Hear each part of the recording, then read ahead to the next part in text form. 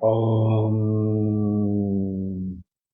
Asato Ma Satgamaya Tamaso Ma Jyotirgamaya Mrityurma Amritam Gamaya Om Shanti Shanti Shanti. Mother, hold our hand, take us from unreal to real, from darkness of ignorance to the wisdom of light, from death to immortality.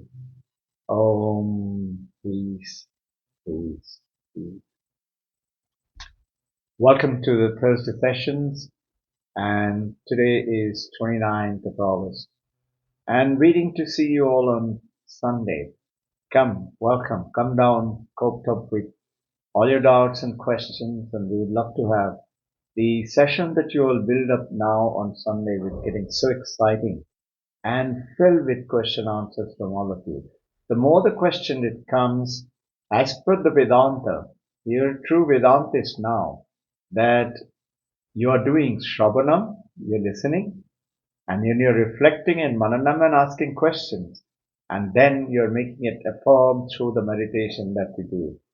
So welcome. This week we are going to take on the truth, the freedom. This talk actually was given by Swami Vivekananda, and this we have put it as a talk. The original lecture was the freedom of the soul in United States of America, and from there we've taken it up as called the freedom. Like you remember, I have shared with you all Hari the lion.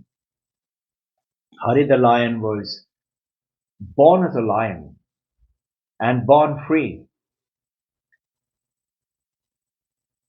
and yet he was born, it just so happened his mother who was about to give birth to the baby was very hungry for several days, and she was looking for something, and she saw right below the cliff on which she was standing there is a flock of sheep. She pounced to grab the sheep and eat, but as she pounced and jumped, her heart failed and she died in the air itself, and she landed right next to a little baby sheep being born from her mother ewe, the mother sheep. Mother sheep shivering away, seeing the lioness, but she couldn't leave her newborn baby. And she was shivering but standing and guarding. And it just so happened Mother Lion was dead. And Hari the lion was born. Soon enough, hearing its mewing, the mother sheep, as usual, the nature, permeated her to bring this lion baby and give him milk. Lion baby grew up with the sheep mother's milk and amongst the sheep and grew up to believing that it was a sheep. Just like the message of the Vedanta, and which is the voice of the freedom, showing you that it comes from realizing the divine nature. There is an infinite divinity which is within us. And education is that. Learning is that. Otherwise, what is happening in the learning and the education and everywhere else is two things. Memorizing, and that is with the using of memory, and you're using your intellect data, and then imagination for the future. This is what is the education which is going on right now. What is it? Intellect and memory. With the intellect, I pick up data from what is taught from the book, from the teacher, from the class, and from the computers. And then I remember it and write it down in the examination paper and forget about it once the exam is over. So if you look carefully, you might say, I don't forget, but look carefully. Do you remember Charles' law, Boyle's law, Faraday's law, Ohm's law? Do you remember what is written in, let's say, Mundaka Upanishad? You may not know the name of the Upanishad, but remember the national pillar? Ashoka Stamba, something is written on it. Most of the people that I talk to them have forgotten. It is Satyameva Jayate. Truth alone will win. But look at it. The truthfulness has gone absolutely vanished from most of the people today. So our intention is the true education is shift the paradigm The way you think of yourself, you are an infinite being. And today is this voice of freedom. I got excited to cover about this because this is what was just the other day, the Krishna Janmashtami. What was Janmashtami? Krishna's birthday. Yes, Krishna's birthday, sure it is. But in addition to that, as per Vedantic method, as per Advaita Vedanta, that Krishna is within you called the Krishna consciousness, Chaitanya. Those of you Christians, it is the Christian Christ consciousness within you. And this consciousness, when it awakens within you, you are empowered. And same empowerment takes place. And then you can do anything. You can achieve anything. You become the infinite self. Beyond the body, the mind, the name, the form, the function. I'm going to cover about it in very briefly to give you the ideas what is in the offing for the Sunday that you see, the Vivekananda's talk of the freedom from oppression of viewing, typical feudalism to democracy. The church is to rule over, the Pandits in India is to rule over everybody. From there came the deeply democratic spirituality, which is the freedom, which is the Vedantic ideal of freedom. Vedanta, Advaita Vedanta, freedom. And he's talked about the Western societies at that time similarly evolved from feudalism to democracy. But India, for thousands of years before that, Western is just about 2,400 years ago was the Christ born. And that is the time which was, during Christian's time, the Christ time, what all thing happened and how Christians were tortured and how Christ was killed. But Christ resurrected himself.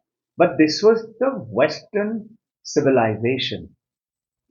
And from there, around 18th century or so, came the Islam religion. But India was 5,000 years before that, highly evolved. And they talked about this democracy in the spirituality, in the religion. Equally distributed among citizens is feudalism to democracy. In India, democracy. Similarly, ancient India, Bharat, Bha is Brahma Jyoti and Rata, those who are immersed into it. So similar evolution in spirituality and philosophy of India. In the Vedas, there was a shift at that time from the worship of many gods to one God. And this one supreme God governing the universe called Ekam Sat. This is what in the Vedas it came about. About the similar time, the Vedic things are soon found that from personal God to that individual one God is the better.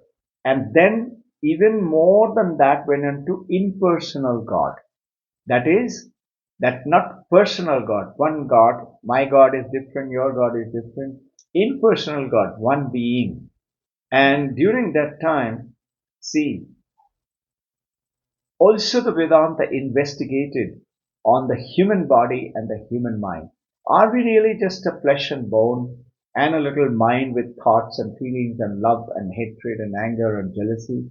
Or are we something else? Are we beyond this mind and the body? Is there something else? This is the investigation the Vedantists, the rishis did that.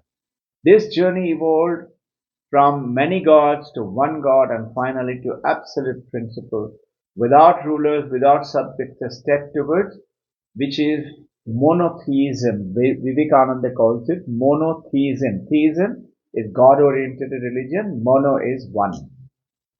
And in which, if you look carefully, see in the West, Vivekananda made this statement, your much awaited monotheism is still halfway home, meaning that's not the answer. It is better than before, but it is still not the answer. And he went into a deeper concept. Beyond monotheism lies a deeper concept of absolute principle, the ideal reality. resides within each one of us. The ideal Brahman resides within each one of us. This idea goes beyond belief of a single personal God found in Abrahamic religion. Abrahamic religion like Christianity, like Islam, like Judaism, and in fact, well before the Judaism started up, actually Zoroastrianism. Zoroastrians came to India. We call them Parsis today, Persians. These Persian Zoroastrians, they had discovered Ahura Mazda. Ahura Mazda, actually called Ahurama in Greek, and short Persian name is Orzid or Ormazd. Ormuzd or Ormazd. They're a name just for your information. And Ahurama had twin sons. One is the son who is the Holy Spirit, the good, and the evil spirit was the Angra Mainyua. And Spenta Mainyua, strange name, Spenta Mainyua in Persian is the Holy Spirit. And Angra Mainyua was Angra Mainyua, okay, was the evil spirit. So the Zoroastrians believed that the one light, that one sunlight, one light is the Holy Spirit.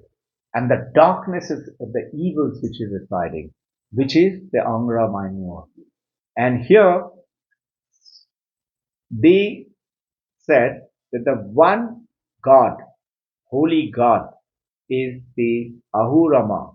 Ahurama is the Ahurama. Now, Swami Vivekananda emphasized that monotheism is just a step, it's just one step ahead of leading to the higher realization of impersonal principle of being, which is Mandakya Upanishad is talking about. You and I have heard about it. We all have four stages of existence. Existence, like right now, you're awake, you're listening. So, Jagrat or awaken. Second is dream, sleep. Mandakya Upanishad, four stage. Dream sleep is the second stage, Swapna. And third stage is the deep sleep or Sushupti. And the fourth stage is being, the ultimate state called Turiya. This Turiya actually is the only one, which is what Vivekananda is talking about. The being itself, only being.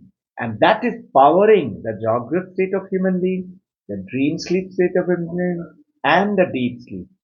What is that? It is that consciousness, Chaitana. You cannot hear, listen, do, learn, sleep, do anything unless you're conscious.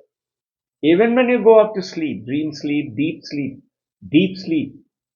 I don't know anything what happened. You will say, I was unconscious. No, you may have slept like being unconscious. But in Bengali it is said, Ghumiye kada, meaning I slept like mud, like a log. You heard this English term. So basically what it means is that you are deep sleep. All mind, all thoughts, everything is gone. You don't have them. So you're right about that. But when you wake up, have you ever thought, how do you know that you had a wonderful sleep? That is because your consciousness, your Turiya is with you, powering the deep sleep. The Turiya is present. I'll explain it more in detail on Sunday. And today, only God, that is individuals, are experience beyond this body, mind, is something else. And that's something else the Upanishads ask in the research. Are we just mind and a body and a flesh? Or are we something else? The deep inquiry reveals that we are awareness and consciousness. Sat Chit Ananda. Ananda is the joy when you realize your Sat existed and Chit is the consciousness. So, true individual self is the pure consciousness. This is where beyond the monotheism of Vivekananda and just the reality of the universe found to be pure being, pure being. Upanishad said, pure consciousness and pure being are just one and the same. So the whole universe becomes one pure consciousness to pure being. Pure consciousness is you and also in the universe. And pure being is also in the universe and also in you. So it only is one. One alone exists. This is what it meant in that. And this Upanishad wrote it down. Chandogya Upanishad in the 6th chapter.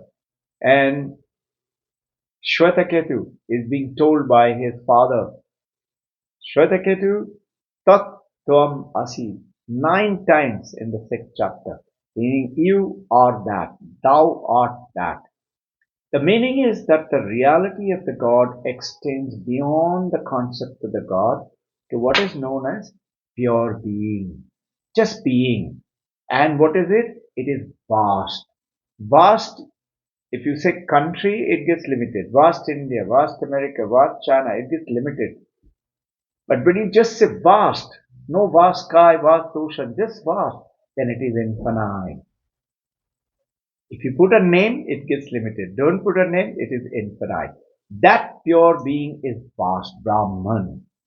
And this realization showed that the consciousness, immortal, is ever present everywhere. This is the evolution of the God theory in the Upanishad that took place. That the spirit, that consciousness which is within you and me, which you and I are using all the time for listening, eating, sleeping. Remember the washerman story?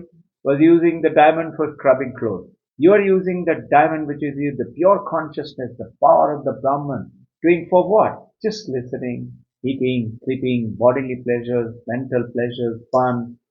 And we are half alive. Because of which, what is half alive? We are connected only to the body, the mind, my muscles, my bones, and I'm tall, I'm fair, I'm skinny, whatever it is. It's just the body and the mind. And I am angry type, I'm loving type, I am keep quiet type, always just restless type. You're just looking at the body and the mind and your name and the form. You're forgetting the power within you, which is the diamond within you. And that is that immortal consciousness. The spirit within is the ultimate reality of the universe, not just you. It is you as well as the universe. In other words, one alone exists, that one pure being, outside, inside. Now look at 2022. Alan Aspect, John Zellinger, Anton, John, Anton Zellinger, and Joel, I'm forgetting the name, 3 names. Alan Aspect, Joel Zellinger, and John Anton. Yes, not bad. Remember. So, 2022, 3 Nobel Prize winners got the Nobel Prize. And you know what was their topic? Exactly what I'm talking about. Freedom from so-called what we think. And what did they say? This world is not real. Not real. And it depends on what? On observer effect. It is on the witness. If you witness, you're there. So, similarly, Upanishad went ahead. Every Upanishad came out with, that is 4 Upanishads came out with 4.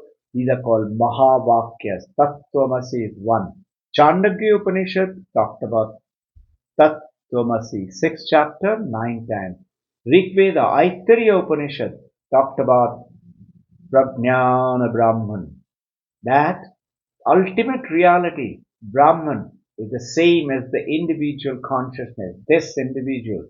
So now look at it from multiple God to you're going into individual God in Abraham religion, Islam, Christianity, or Judaism. From there, Ahurama. And from there, you're going into now the God is one. In Yajurveda, Brihadaranyaka Upanishad says, Aham Brahmasmi, Main hi Brahma hu. Samandakya Upanishad, I am Atman Brahman. Talks about I am the self, I am the Brahman. These Upanishads are giving us very powerful meaning. So basically, these are all the God oriented. But today's topic is freedom. Freedom for also from evil. So, just like you heard that The evil also took birth, just like the Adam and the Eve, along with that came the devil. The devil Eve, along with God, came the devil. That evil concept came about from Ahurama's concept, where Ahurama's, remember, the son was named, gave it to you, is Angra Mainyo, evil spirit. Evil spirit, and there's a Holy Spirit. This is from there it came on to that evil spirit in the Vedanta. Advaita Vedanta, what is it saying? Advaita Vedanta does not accept that. He said just like one God is not just one God, one statue, or one name, or one God in the sky. Advaita Vedanta says that God is within you. God is you. And I gave you some of the Mahavakyas from the Upanishad. Similarly, that evil spirit is talking about it appears to be evil. How is it appears to be evil? This body, this mind, this name appears to be body, mind, but it is not true. Like the scientist, Nobel Prize winner, world is appears to be there. It is depend on the witness, observer. So what is this appearing in the evil?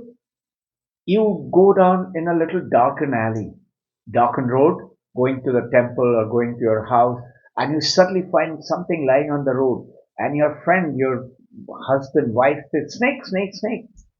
And you say quickly, wait, where? And you take out your mobile and switch on the flashlight, these days modern flashlight, and you switch it on. You say, no, it's a coiled up rope. So what happened? The rope appeared to be a snake. Similarly, our ignorance of the evil makes it appear as a snake, like an evil. But it is originally not a snake. Snake will vanish the moment you throw the wisdom of light. Everything is one in this universe, is one Brahman. Good, the evil. Your learning, your understanding is wisdom. Also, your not learning, not understanding is also part of the same Brahman. Same consciousness. Same consciousness makes you understand. Same consciousness makes you don't understand. Depends on what? State of mind. So we'll finish it over here with one little understanding. Tigers don't have to be trained to be a tiger. Tiger will grow up to be a very good tiger. Tiger doesn't have to do meditation or yoga to become a good tiger. But you and I have to. Why? Because we've got a mind. They also have, but it is nature control, instinct control. You are not limited by that controlled environment, the nature. Nature doesn't tell you what to do. It guides you. Instinct guides you. We use it for survival, human beings. We also have it. But we are driven by our mind. And the basic problem of the evil comes in us because we do not know how to control that mind. Whether I'm 10, 12, 15, 20, 25, 30, 40, I don't know how to control my mind. And we've got 10 million thoughts and suffering, suffering, suffering. Where is the suffering coming from? Like the snake from the rope. The rope is actually the thought. Snake is imagination. You imagine the rope to be a snake because of darkness, no light. Similarly, ignorance makes you feel, imagine, think this is. You will say, what nonsense? Is my bank balance is now short? Am I suffering? Is that imagination? It is true. No. The point is, try and understand that that bank balance or the sickness of the body or something is because of your ignorance of not knowing how to make it correct. So, alright. So, Robbin Ghosh, tell me, how do I make it correct? Very simple. Remember the past event, but don't remember the bad things. Even in a bad situation, terrible suffering, remember something good from there. Cue number one. And in the present moment, not remembering the bad thing and feeling bad, the present goes bad. Remember the good thing and feel good, feel happy, feel joyful. And now use your imagination and create a great future ahead. You know what is Vedanta say? You know what is today? All religion is understanding. What you visualize is what you get in your hand. Right, brothers, visualize. We're going to fly. And they flew. Today, what you visualize is what your future will become. That's how you shift the paradigm and manifest the divinity within you. How? By not telling lies. Two simple principles. Visualize and hold on to truth and purity. We'll see you on Sunday. Jai Guru.